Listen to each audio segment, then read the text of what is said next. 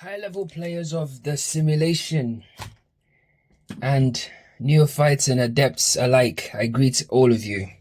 I hope everyone's well. Yeah, so how's life treating you in the sim? Called life on Earth or life in the heart, whatever you want to call it.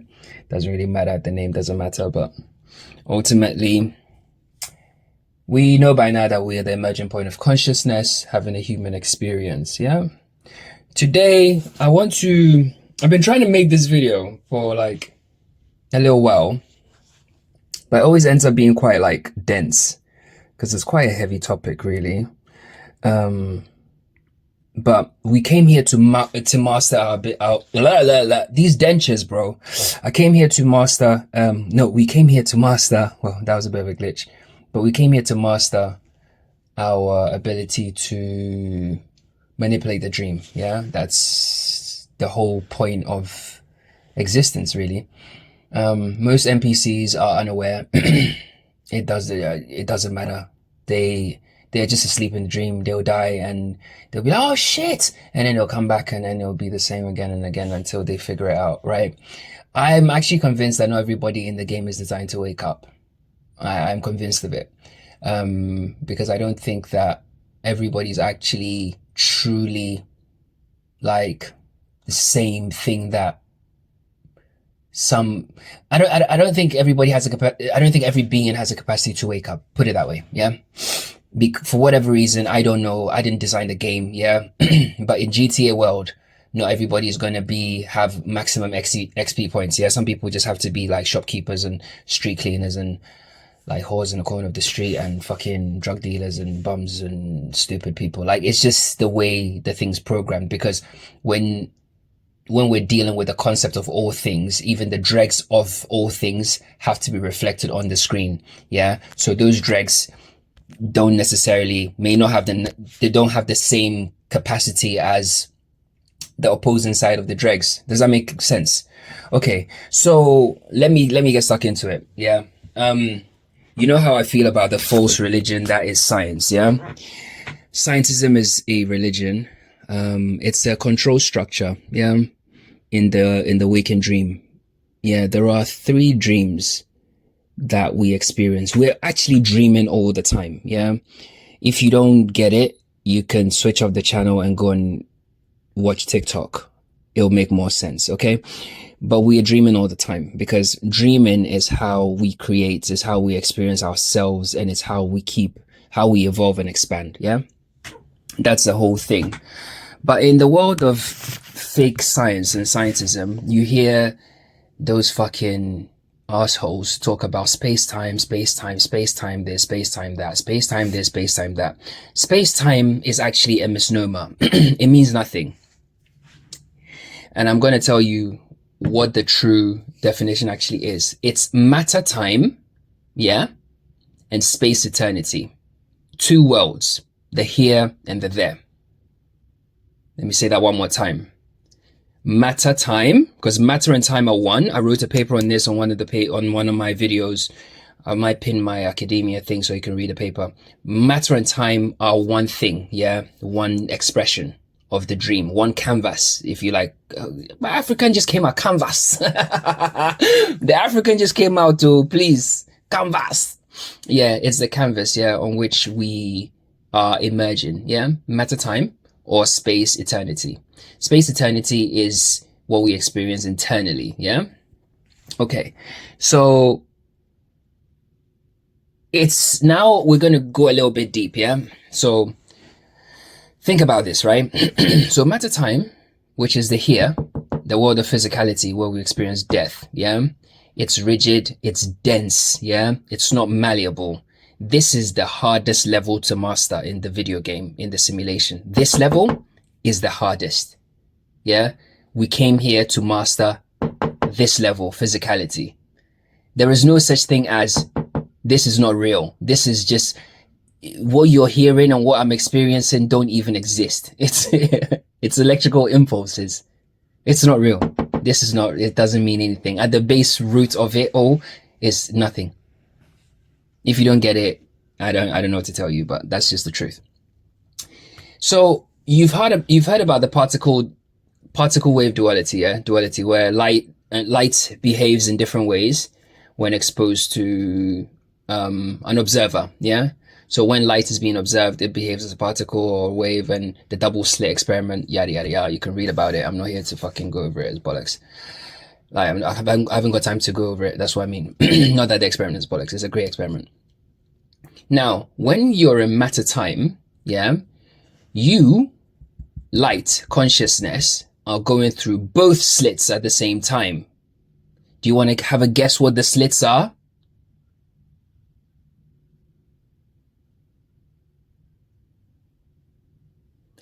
That's your eyeballs, yeah? Because reality is not outside, it's inside, yeah? So when you're in this matter time, you're going through both slits at the same time, yeah? You're behaving like a particle. Ping, ping, ping, ping, here and there, left and right, you're pulsing, yeah? When you're in space eternity, you're only going through one slit at a time. At that point, you're a wave. Very malleable, yeah? Okay. So far so good, yeah? Particle wave duality, you are light itself, your consciousness itself. So what do I mean by space-time is bullshit, but it's matter time and space eternity? Because you experience matter and time here, you don't experience matter and time there. You only experience space and eternity there. When you're dreaming, there's infinite space, there's infinite time. You can rewind dreams. I've done it many, many times and gone back. Like I used to have this recurring dream as a kid. No shit. I got into a fight with one of my older cousins, yeah? And I wanted to get this shot in, yeah? This punch. But every time, just when I loaded, just when I was ready to go, I would wake up. It used to drive me crazy, and I'll go back and I'll try and rewind the dream, and it'll rewind to the very same point, but it was like the disc was broken. Yeah. So I'm sure many of you have done it before. You can rewind dreams, you can move forward, you can jump, you can quantum leap, you can fly, you can teleport, you can do all sorts of stuff because there are no boundaries. Yeah. In space eternity, i.e. the world that you experience through just the one slit, which is your third eye, the eye within your head. Yeah. Okay, so we're getting somewhere. The bottom line between these two realities, guys, this is a very serious talk, so please, like, take it all in. Please, this is really, really serious.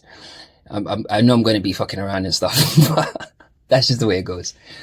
But the common denominator between these two realities is the experiencer. Yeah, there's nothing else. You are the experiencer. You are light. You are the thing that's actually experiencing the thing. Yeah. Now, let's actually get into the nuts and bolts of it. So when we talk about the dream canvas, which is space eternity, right? What is it like? It's fluid and it's malleable. Yeah, we can agree on that. It's instant. It's like it's responsive and it's instantly responsive. Yeah, to any thought or any emotion. Yeah. So, like, if you're afraid of something and you go, actually, it's a dream, I'm not afraid. You literally override it. You get a response there and then. Yeah. There is no such thing as time in the dream, yeah? It's non-linear. You can jump, rewind, experience eternity in seconds, yeah? You can dream in a dream, literally have a whole family and get to age 85 and die in that dream, even though you've been gone in linear time, you've been gone for like 10 minutes, yeah? There is no such concept over there. And space is flexible, yeah? So basically, locations can shift, blend, or manifest instantly, yeah? You can be walking in down the road in Champs-Élysées, next minute you're fucking in Barceloneta, next minute you're in fucking Tokyo, Shibuya. Like, it's one of these things, yeah? Based on what you've experienced, anything can just manifest instantly, yeah? That's a key word, actually. The fact that it's instant gives you a key about what your true essence is. Okay. Now, there is a third aspect. So there's matter time, space eternity, yeah, here and there. And then there's a combination of those two worlds. Yeah? And that combination is the world of imagination. In essence, if we actually wanted to label space-time correctly, space-time would be the canvas of imagination, because that's where you can actually experience space, but with linear time. I hope that's clear. Let me recap. We have a triad, yeah? Another triangle, another pyramid, yeah? Bear in mind, as above, so below, yeah? Okay, cool. So we have matter time, which is this waking dream here, yeah? Then we have space eternity, which is your sleeping dream. Then we have another way to experience there, but we are still kind of in matter, yeah? But we don't experience it with matter. We only experience it with time. That's space time. That's the world of imagination. Okay. So that world, that third option, if you like, is your internal creation zone. Yeah. It's where you can test your powers. Yeah. So it's like a sandbox. So basically it's where you can code reality before it manifests here. Yeah. In the waking dream. Because remember, this is the hardest level. There's no external resistance. You can imagine whatever you want. Yeah. You can imagine whatever you want. You can go as deep, far, whatever as you want, yeah? But you're still tethered to the world of matter and time, yeah? Okay. The only thing, you can't experience eternity when you imagine. That's why space, you can, but you can't experience eternity. You don't experience matter, but you experience time, yeah? I might do a visual, actually, if I can be bothered, but I'll try. In the world of imagination, there's no external resistance, yeah? It's literally purely driven by your will, yeah? Your will kind of drives where imagination goes. And it kind of acts as a bridge between the dream world and the waking dream world. Yeah. It acts as a bridge between matter time world and space eternity world. Yeah. Cool. Now, the hardest level, which is the matter time world, this one, the one we're in right now, is very structured and very dense. Yeah. There are rules here. And they are fixed unless you can hack them. Wink, wink. Space follows a grid here, yeah? You have the concept of geometry, yeah? Buildings and streets, which all program your mind. It programs you. Yeah, it imposes limitations on you. Yeah. Why can't you just travel from there to there? No, you have to get on the train and go over there and change and turn over there and then come this way. Do you see? It's a control grid system. Yeah. You want to travel to this country? No. You need to go there, change flights, travel to but why can't you just go from there to there? Right. But in this world, because of the rules of it, because of matter and time, it's like that. It's very Saturnian. Yeah. If you know anything about Saturn, as a archon, quote unquote, it's a good place to start if you want to learn about the limitations of this place. Yeah. Okay. Here time is linear, but it can also be bent in a way because you can experience synchronicities, deja vu, you can have visions, you can have epiphanies. Yeah. They're giveaways that even though this place feels very rigid and fixed, it can be bent. Yeah. Okay. And here's where the illusion of separation is the strongest. It's literally so fucking real. Yeah? Okay. Now, so if you think about it, the space eternity world, which is our dream world, and the space-time world of imagination, they are fast processing worlds. Everything gets processed very quickly, right? And the waking reality world is slowed down. Yeah, it's a reality where the simulation has been slowed right down. Yeah, so you can master it. Okay. I hope you're making notes because this one we're gonna hit the realms. Yeah, you know how I am. I don't tell you it's coming, but we're gonna hit realms today. Okay, so then the question then becomes like, why does the waking dream feel so like heavy and there's all like negativity and stuff here, right? Like why do these things exist in this place if it's just an experience in a simulation? And that's a great question, whoever asked it. Yeah. You have to realize that in the waking dream, yeah, it's coded for survival because in the waking dream is the place where you can actually experience death. Remember the life and its shadow, and being able to experience life in its shadow is the only place you can experience death. Yeah. The place where the ego is created is where you experience death. Yeah. The world of separation. So fear and negativity are kind of like default priority processes here. It's like standard processes. It's almost like if you're playing a video game and you go into like an hey bro, what's going on with my tongue today? If you are playing a video game and you go into like an underwater world, you would need to have like breathing up like apparatus or whatever, right? So it's part of it. It's like that's what it is, because here death is part and parcel of matter and time. Decay and death are part and parcel of those two things, whatever they are. It's like they are priority processes. They are part of the processes. They're written into the code here, right? And one second. So you gotta realize that their default priority processes here, and negative experiences also leave stronger kind of like imprints. Yeah. Well, when I say negative, I mean things that kind of like experiences that have connections with fear and negativity. Let's call it that way. Yeah. They leave stronger like imprints because this place is wired for survival. Yeah.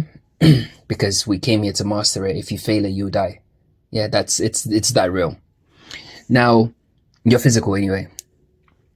And you also got to realize that the simulation kind of reinforces negative loops.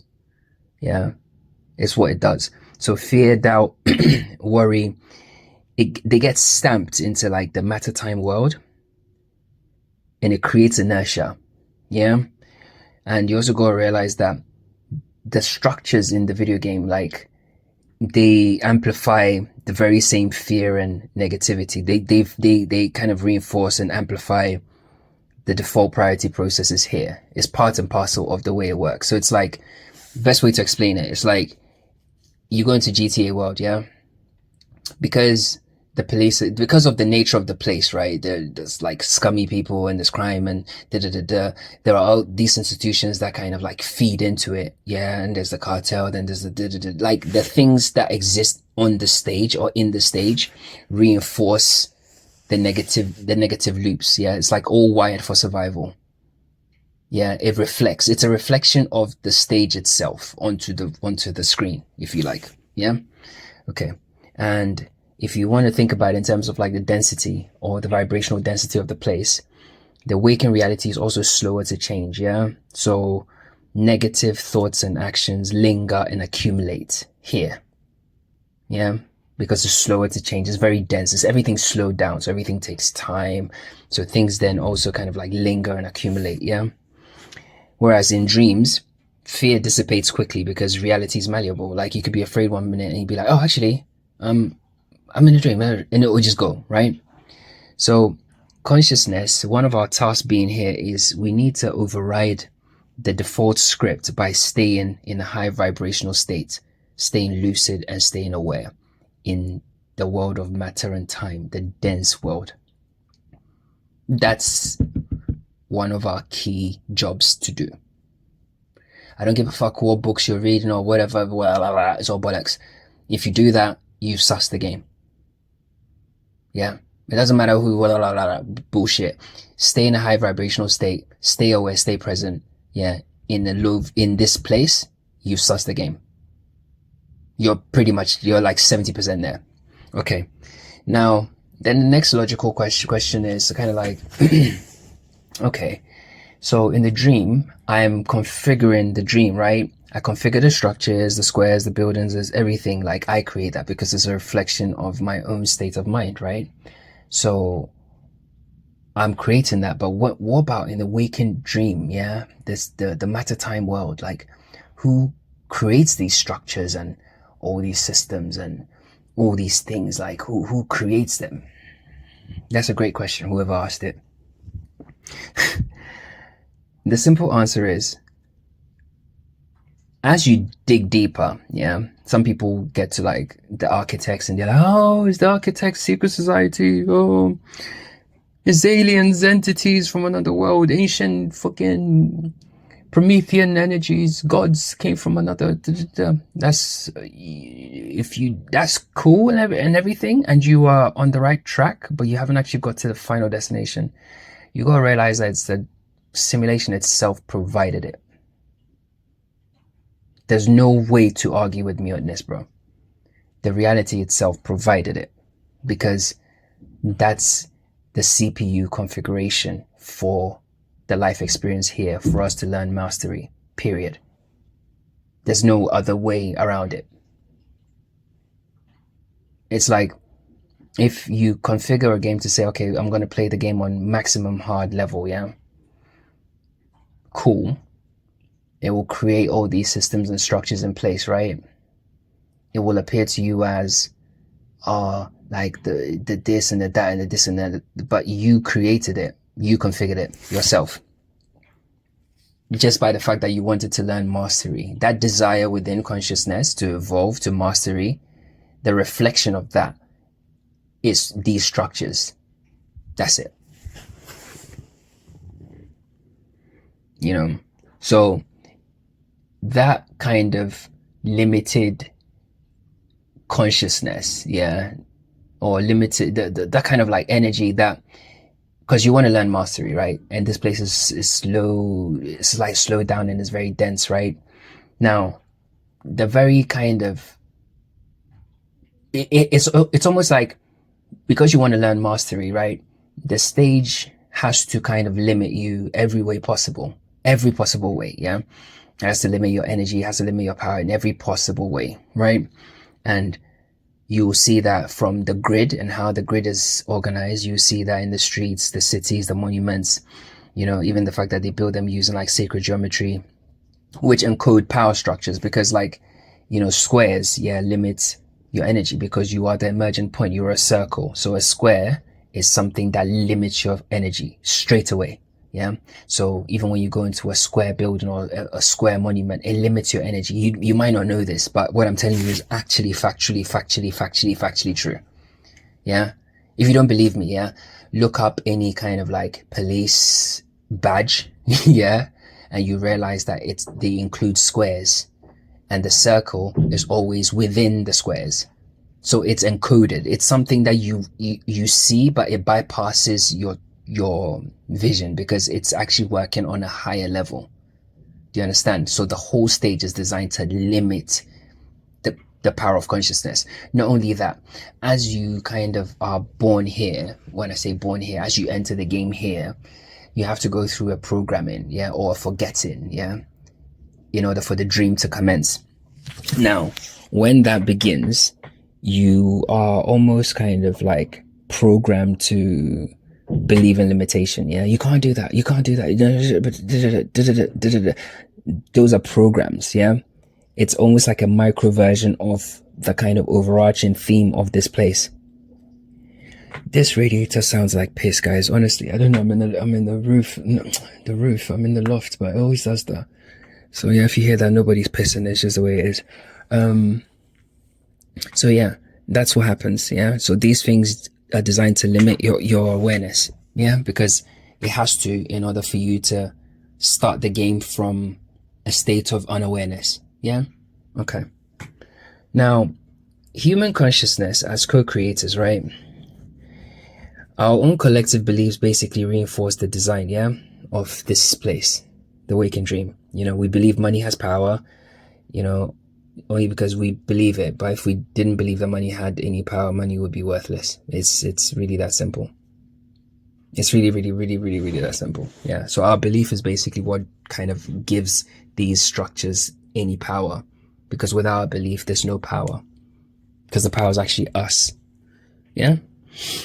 So you, like the lucid dreamer, the reality hacker, you need to kind of like learn to kind of how to reshape your own kind of dream. There are ways to do it, but I'm not going to give you everything. You need to figure some stuff out. You know, you got to realize that most people live in a pre-built map of reality, but you can start coding your own map. Yeah. And another thing you need to also realize is life in the kind of like matter time world. The default mode is autopilot. Yeah. So you're born, you're programmed by your parents or your caregivers, right? Basically you program yourself, but essentially it happens and you start life on autopilot. You're basically starting life as an NPC, but there are codes and there are clues and there are like ladders and there are things that will catch your attention, catch your eye, you know, And I've got a video on synchromysticism that's actually coming up, and I'll show you how the world stage and the characters that resonate with you are all kind of clues, yeah, for your own self, because the things that nudge us to awaken is different for everybody, yeah.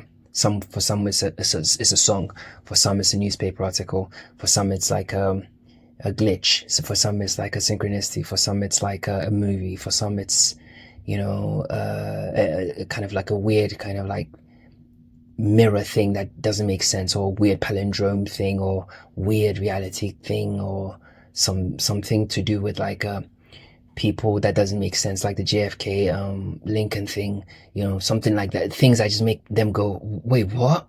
Because then having that kind of like question arise in the mind, the splinter in the mind, is what makes you start to look at the matter-time world differently. Once you start to look at it differently, you start to observe that it's actually not reality, yeah. And the whole time you've just been attached to a dream. And then once you start to kind of extricate yourself from there, you start to realize that, oh, it's no different from imagination. All my dreams, it's just a very, very slow one, a very dense one. That's it, yeah. So without being lucid, the mind just reacts to stimulus, man. And you're not shaping reality, you're just reacting, yeah. And most NPCs, yeah, I'm sure you know them, they don't actually shape their realities at all. They're just reacting all the time, yeah, reacting all the time. And these reactions, they think that something's happening and they're reacting to it, but they don't realize that they are in the world of limitation. And because they are supposed to not be in the world of limitation, they're supposed to be creating and co-creating, the reality kind of glitches with it. It kind of like is in conflict with them all the time. So it's like you come across these people and they're like constantly like banging your head against the wall in the reality, and it's like every fucking time like they got some shit going on. You're like, bro, like what? How is it like one person and you always got like 10,000 things going wrong? Like, it's not because they attract drama, is because they are completely in the wrong frequency, the wrong state of awareness. So the realities try to wake them up, but they're not waking up. So naturally, the kind of like the other aspect of you missing the synchronicities, missing the signs, missing the opportunities to grow is conflict with the screen. It's like I give you a clue and you don't pick up the clue, then the next thing that comes after the clue is a hammer to your head. Bang. And then it gives you another clue and you miss that, and it goes, okay, a bigger hammer this time. Bang. It's not trying to punish you, it's trying to get you to actually wake up. I told you this, like everything in this stage, although it's limited and limiting, it's here for you to master. It wants you to pass it. That's what you programmed it for. Yeah? Okay. So trauma and conditioning, it lowers your lucidity, yeah? Because from childhood, we're almost trained to accept limits. You can look at it that way, or we are programmed as, it's part of our configuration to accept limitation, yeah? And trauma, and something really interesting happens here, and I need you to take note of who I'm going to tell you. By you being forced into your configuration, there is something pierces your eye, yeah? It's like a pain, and you keep dripping. It's like the old Christian thing with the kind of like crown of thorns around the heart, and it's bleeding. It's something, part of your trauma and your programming and conditioning does that to your all-seeing eye of consciousness. So once you accept limitations and stuff like that, you can't focus because you're constantly dripping, attention from that source of creation. So you try to focus and then drip, and every drip out of that eye is creation. So based on your programming and the stuff that's been programmed into you and the limitations, if you drip out of that, in each of them is a story. Yeah, story here, story there, story there. So it's your job here is to ascend that and really learn to focus your energy, even though you are hemorrhaging creative force in all directions. Yeah, that's why many people tell you to learn to meditate and silence the thoughts, right? You need to learn to silence the thoughts. You need to learn to silence the kind of like thing that's pulling your attention all different directions. Nothing's pulling your attention. It's like something has happened. It's part of the trauma or the life experience, whatever. Yeah. And you're constantly kind of like, your attention's always being pulled away. If you hadn't experienced any trauma ever in your life, yeah, it's rare. But say you didn't experience anything, there was this hypothetical human being, they would literally be able to create anything in seconds. And when I say anything, I mean anything, physical or unseen, in seconds. So that has to happen to limit us. Yeah. It's really, really important. And it's almost like if we had full control, there'll be no challenge. So that is the challenge. Like you're dripping attention out of your third eye every second, but you need to learn to not follow the drips and still remain steadfast on what you're trying to create. That's being present. That's being aware. That's not being in a low vibrational state. That's it. I'm just giving you the gems, bro. I'm not kidding. You know, because awakening in the dense world happens through struggle and realization. Yeah. It's the way the stage is designed. I didn't make the rules, bro. So being lucid, basically, you break the script and you become the architect of the dream. Because that's what you are. You know, and it then brings us to the question, okay, so we've got the bridge, which is the world of imagination. We've got matter time, which is the waking dream. And then we've got space eternity, which is the dream world on the other side. So why do they exist side by side? Why don't they just all get blended together as one experience? Whoever asked that question, that's a great question. Dreams, yeah, are the training ground for evolution, for consciousness. So dreams allow you to test reality creation in a fluid environment. You can be in wave mode and just try different things, because in particle mode is harder. Yeah, things solidify here very, very quickly. Yeah, it lets you test out the reality. It also shows you what's possible when there are no rules and there are no limitations. Teleportation, quantum jumping, time travel, everything, bro. Immortality, anything.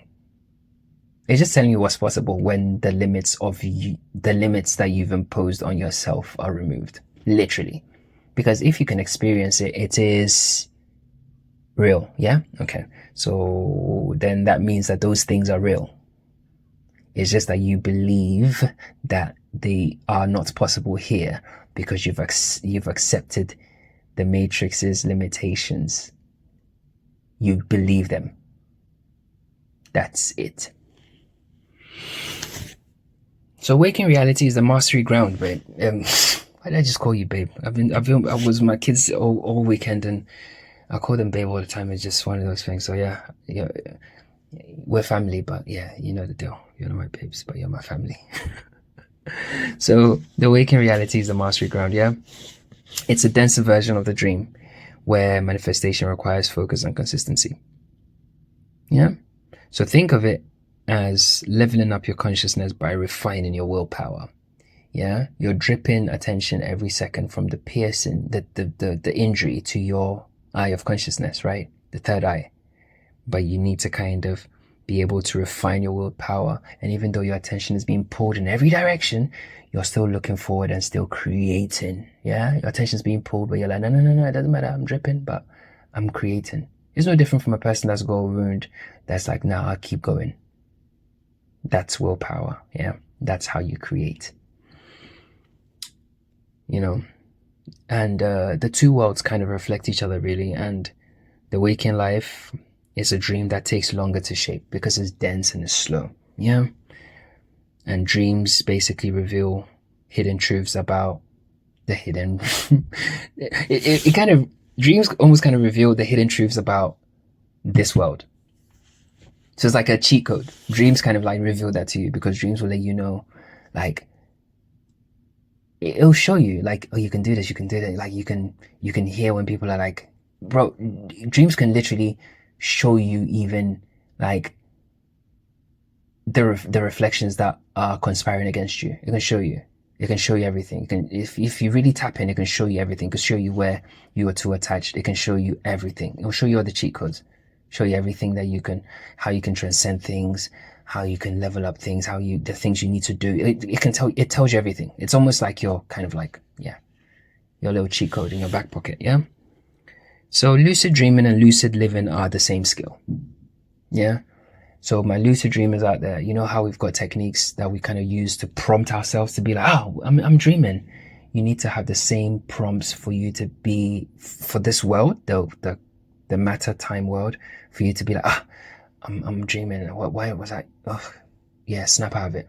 Because you're constantly dreaming. You're constantly in the world of thoughts, right? So you need to have something that pulls you into lucidity.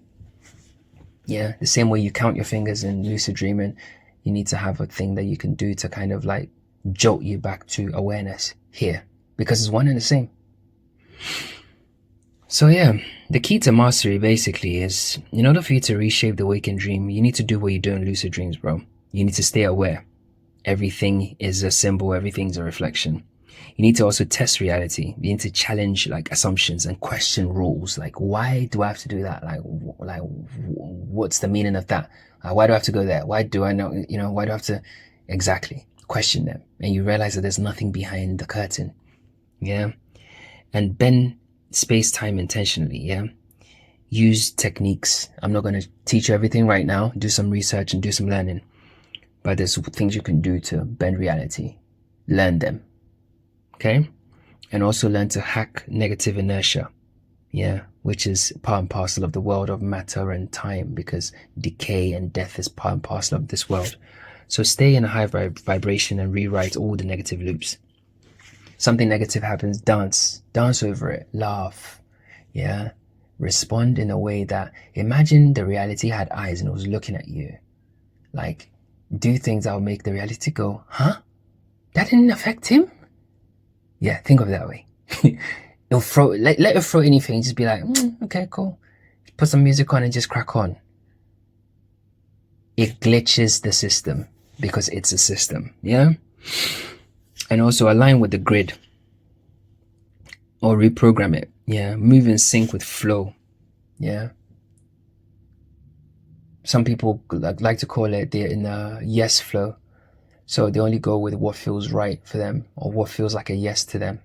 They don't do anything that feels like a no, because that yes is coming from somewhere that's not here. Yeah. It's coming from somewhere deeper, somewhere primordial. Yeah. So you're in the flow, even though, yeah, the reality might tell you, but you can't do that. But if there's a yes within you, go with that. That's a flow. And you realize that once you go with that yes, you find that, in fact, it was supposed to be a yes, right? So it's really interesting to start thinking about these things, yeah?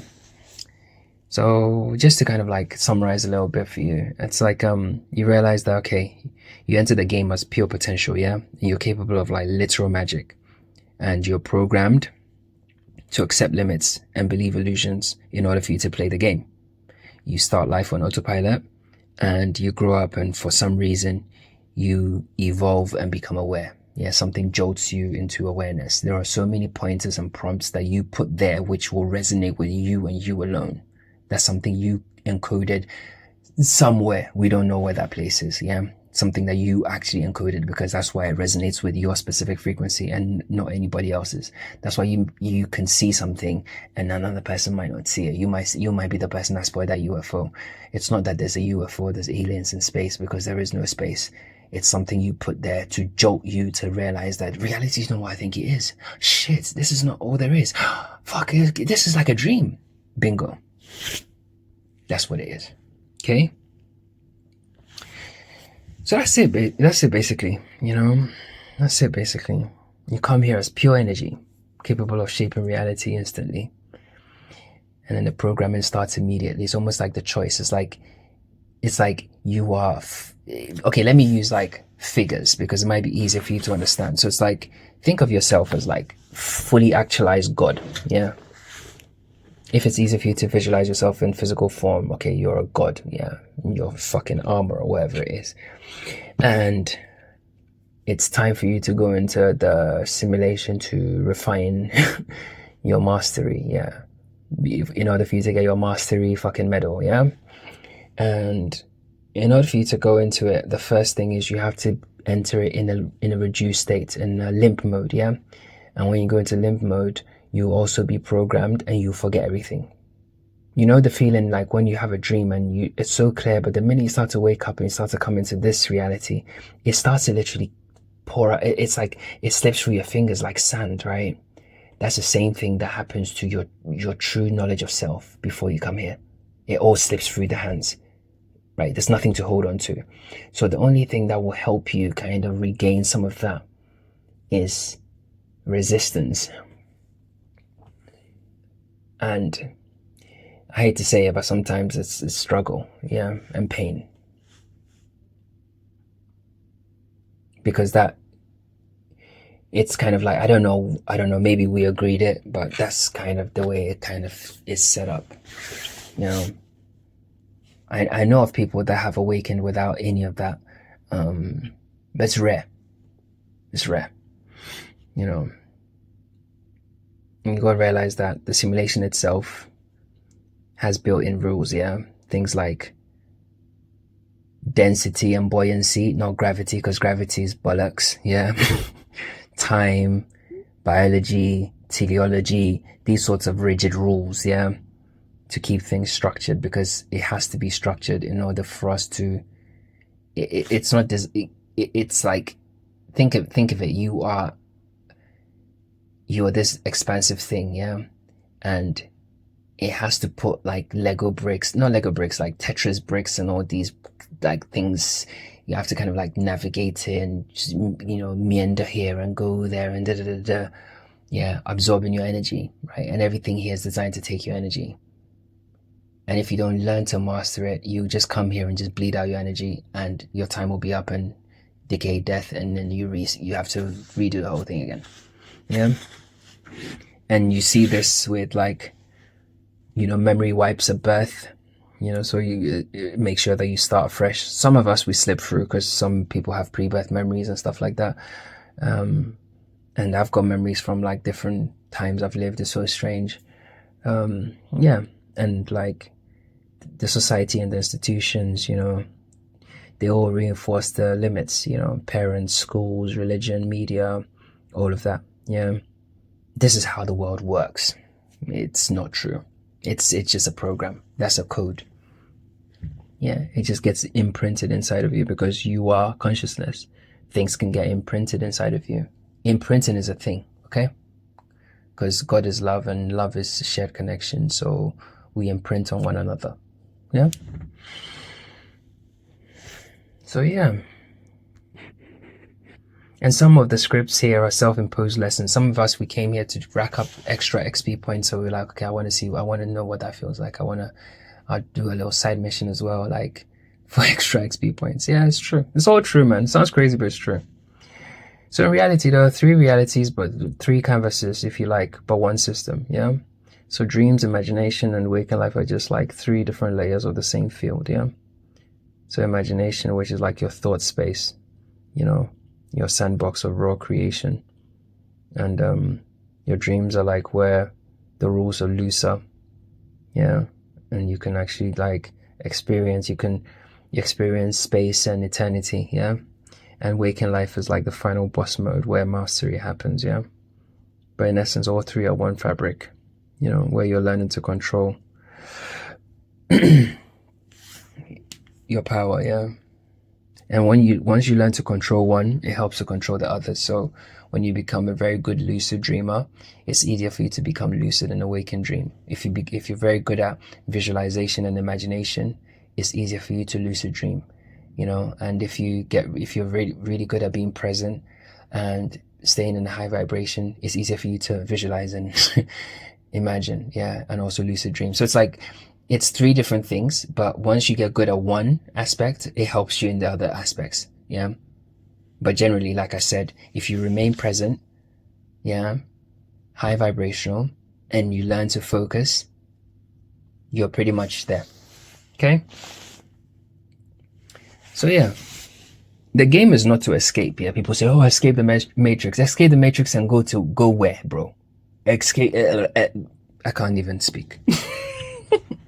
Escape the matrix and go where, bro? Go where? You can't go anywhere. You know? So the aim is not to escape. You can't escape it. But the goal is to wake up inside the dream and then reshape it to your will. That's the point of it. Not escaping. You can't escape it. How can you escape? Escape and go where? You're asleep, dreaming, somewhere that we can't even imagine. So escape it and go where? You're in your mind right now. Anyway, so level 1 is like autopilot. Yeah, you're asleep and you're reacting to the dream. Level 2 is awareness and you're realizing it's a construct. Level 3 is lucid control. You're learning to bend the structure. And level 4 is architect mode.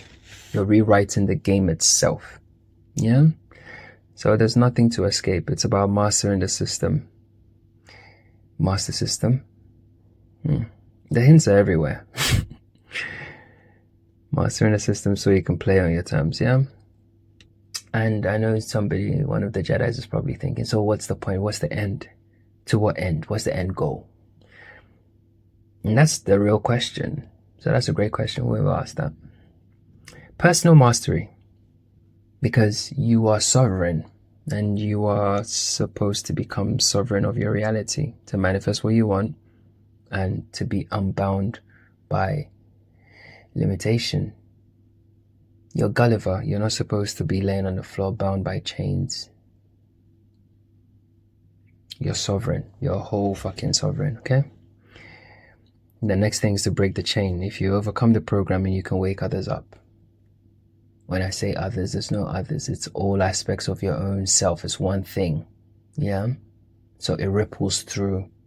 Because there are so many... It's like people always think in terms of people, but it's not people. It's essentially all different iterations in a simulation. So once you are able to unlock that code, it helps every other iteration that's going to go through the simulation, because if you figure it out and it ripples through the collective mind and others are figuring it out, that expansion, yeah, of figuring out the boss level benefits all of us.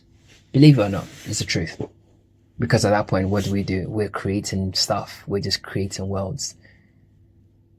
The hypothetical aliens, that's the stage of life that they're in. You know, just to be able to create your own reality, yeah? And some people call it like exiting the matrix, but you can't exit it, you know? It's more about building your own construct, yeah? And returning to source. I mean, I think we are emerging here. I don't think that the point is to merge back to the infinite. I think my personal belief is the game doesn't end. The goal is for us to keep expanding, learning, and creating. You don't leave the dream, you just become the dreamer. And you dream different realities and different realities. So it's like right now we're all stuck on this level of like, this dense level. Yeah, because we haven't mastered our abilities. But once we master our abilities, this world can't hold us anymore. We will create other worlds where we can use our abilities to have the literal best life. Literally the best human experience ever. So yeah, so there was something on a Sunday. Enjoy.